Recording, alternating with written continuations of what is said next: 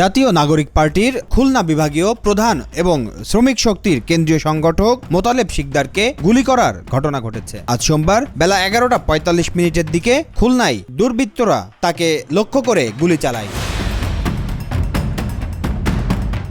গুরুতর আহত অবস্থায় তাকে উদ্ধার করে খুলনা মেডিকেল কলেজ হাসপাতালে ভর্তি করা হয়। খুলনা মেট্রোপলিটন পুলিশের ডেপুটি কমিশনার তাইজুল ইসলাম বলেন, মোতালেব নামে এক ব্যক্তিকে দুর্বৃত্তরা গুলি করে পালিয়ে যায়।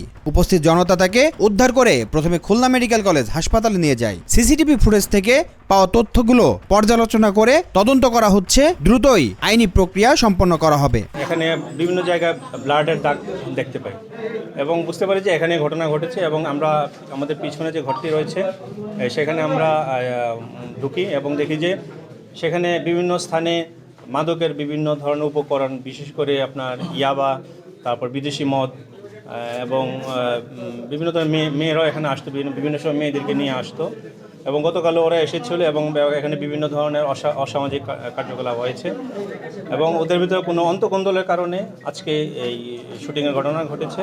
এটা আমরা তদন্ত করে মোটামুটি পেয়েছি এবং এই ঘটনার সঙ্গে আরও অনেকে জড়িত আছে এবং যারা জড়িত আছে আমরা ইনশাল্লাহ এদেরকে আইনের আওতায় আনবো। খুলনা মেডিকেল কলেজ হাসপাতালের চিকিৎসক জানিয়েছেন, মোতালেব আশঙ্কামুক্ত।